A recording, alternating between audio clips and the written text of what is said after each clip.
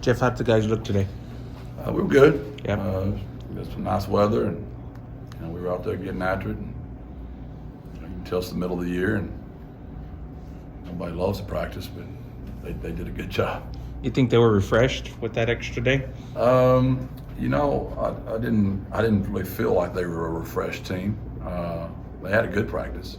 I'd rather wait and see the video and the Titan data, but refreshing and no, I wouldn't say it was that. How about at least from a health perspective? Do you notice a difference that there's fewer guys who are having nursing stuff right now? No, not really.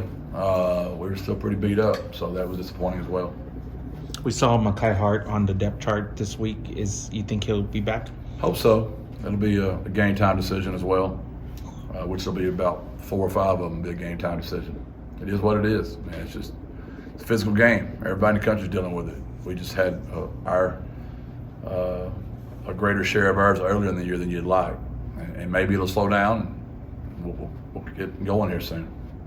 When that return comes from Mekhi, how big of a lift is that going to give you guys, given all he's capable? Well, Mekhi's been a 3-year starter. It's been unfortunate. He's only got to play 6 plays the entire season, and he's a kid that chose to come back and has his degree already. And it's just there's a lot more goes on in this game than just football. I mean, Mekhi's got 2 kids and Maddie, and he feels a lot of pressure to do well, and I really hope he gets to come back and play really well to close the season out. If any kid deserves it, Mekhi Hart does. I imagine just for the coaches and for the offensive line group, probably some peace of mind comes with that, because the group was sort of hanging on by a thread with the amount of people you've lost. Yeah, we know we've got depth. We've got a lot of reps invested in Frankie. And, Luke Lopez keeps picking up reps each week, and Walker Beatty keeps picking up reps each week. So, Ernesto's getting closer. Payne Abear's getting closer. So, it's nice to know there's relief coming. Jeff, I think read somewhere that Venley graded out as one of the top performers this week. Just how much has he improved since you guys rolled him out there week 1? That's been the blessing of the injuries, is we've found a real left tackle, and he's young. So, we've picked up valuable experience with Frankie being young and Venley being young, and both those guys get a lot of offensive tackle work. So that's been the blessing. Venley played his best game of the year. Now let's see if he can stack 2 great games together in a row. Would you guys have looked at him there otherwise eventually, or would it just have never probably come up? No, it would have never come up. He was brought in here to be a starting guard, and we had planned on him backing up, KD and T. Haynes, and when KD graduated, him competing for that starting job. He did so good at guard, we weren't going to bench KD or T. Haynes, so we had to move him out there out of necessity. And his feet are just way better than we thought they were, and he learned it really quickly. And he has a humble spirit. He's just a really good kid, and he's gotten a lot better, and the kids love him. And I'm really happy for his success, because you know how rough it was when it started. I felt bad for him, because we just had to get thrown out there out of nowhere, and that's a tough spot to be against the University of Houston. Your very first game, then you get to go against Army, who's probably going to have a 2nd-round defensive end or a 3rd-round defensive end probably, and then the University of Texas and Middle Tennessee, top 20 defense. I mean, that's welcome to college football.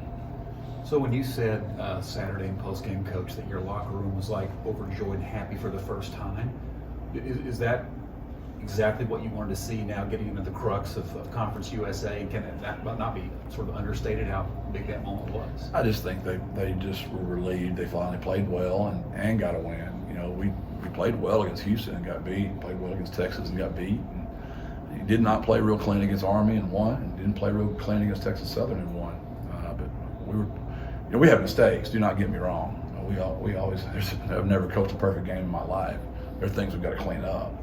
But they know they've been a really good football team that had just beaten a University of Miami in Miami. So, and it starts conference playoff and on the road. So there's a lot of factors there. And Middle T's fans were pretty inspirational to my fellas, so they enjoyed that. Jeff, who would you say have been your biggest individual standouts on defense so far? Anybody who has surprised you the most or just performed at such a high level this season? I'd say the play of probably I knew Corey was really going to come on just from the stat reps he had, and probably Nick Fortune coming in here. It's unfortunate, Day got hurt against Texas. I would like to have seen him, get to play in that game. Rashad, when we get him back. Trevor and Jamal had great games Saturday. They both played very well. So we've had different guys in the D-line step up. It's been kind of a different guy each week. So there's a lot of guys I can name over there. I know Cyrus and B. Brown have had great games. And Joe Evans has had a great game. Brandon Madison's had great games. They've all been kind of sporadic down there.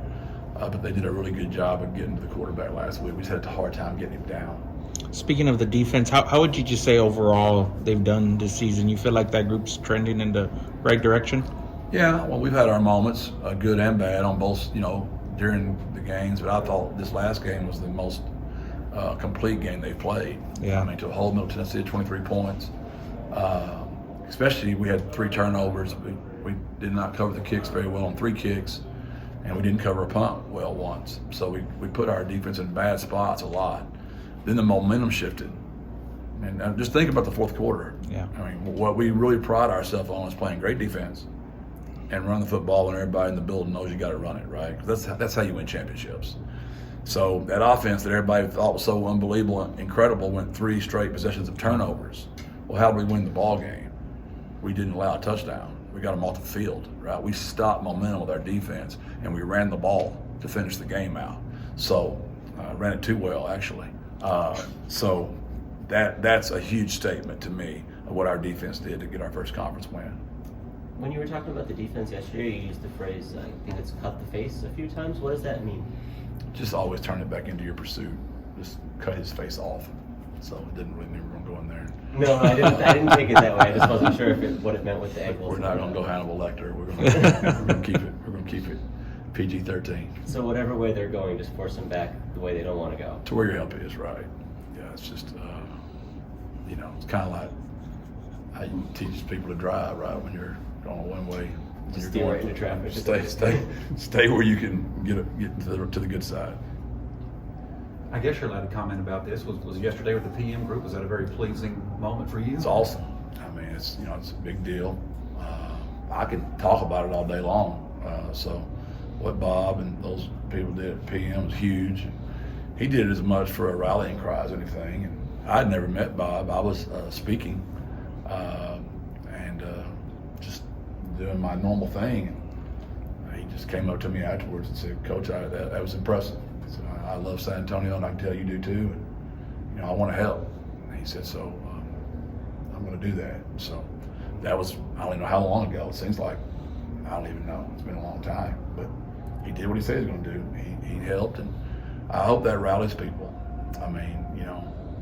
I get asked all the time, are these kids coming back? Are these kids coming back? Who are we going to lose? What do you think is going to happen? And I literally just tell everybody that our culture pillar of the week is win the day. That's, win the day. And win to us is the acronym, what's important now. What's important nowadays is having a great practice. And discussing who's coming back, who's not coming back is not real important right now. But it's going to be. And I can promise you that them loving Coach Traylor and San Antonio might not be enough. I hope it would be, but we're going to need people to, those are kids. There's a lot of kids on this team. They're fun to watch. They're a blast. And I'd put them on an NIL if I could, but I'm sure that's against the rules. But regardless of who is coming or going, what they did can start the domino effect regardless of who's going to be here. Yeah, you can't promise recruits anything, but recruits aren't stupid. They look and see what the other guys are getting, and they follow on Twitter. So they're smart enough to go, well, if those guys are getting it, I'm sure if I go there and I get to going, then I'm sure somebody in that community is going to take care of me. So there's no doubt it has effects. But my point is, and that, Vinny, is we don't need to just be thinking about recruiting in the future. We got to recruit our own roster every day. And that's something I've been mindful of since the day I was hired. I didn't know NIL was coming, but the transfer portal was alive and well. And that's always been my belief. We all make mistakes in recruiting. I've done it. Where you get kids in there and you think they're going to be this and they don't quite get there and they're not what you thought, right? Doesn't mean they're any less of a human. There's still that's somebody's son. I'd want somebody to treat my son the same way. So that's the way we do it. And trust me, they get mad at me. They don't all like me. I can promise you, because I can only pick so many starters. You know what I mean? And those other guys, they're competitors. They want to play. And nobody comes to college to sit on the bench and just practice. I did it a lot, and it's no fun. But what I was meaning, though, too, Coach, is business-wise in the city, they can start the domino effect PM route for others. I believe that's what Bob's intention really was just to try to show everybody how, you know, and like I said yesterday on a radio show, if you can only give $2.10 a month, or $21 a month, or $210 a month, or $2,100 a month, or $21,000, or $210,000, or $2.1 million, we'll take $21 million. We can go 210 all day with these numbers. And it all helps. It all matters. I mean, I think I read on the Twitter it was $360,000. Well, we might not have many men that can give, or ladies that can give $360,000, but I bet we've got 360 people that'll give $1,000. You know what I mean? Or I bet we've got, you know, would it be 36,000? I'll give 100. You know, we can keep going. We got 3.6 million in San Antonio. How many people we got in San Antonio? Yeah, a lot. Yeah. Jeff, did you see Tariq's pick six, and what was your reaction to that? Yeah, we're going to show at the team meeting tomorrow. It's just awesome. It's just awesome.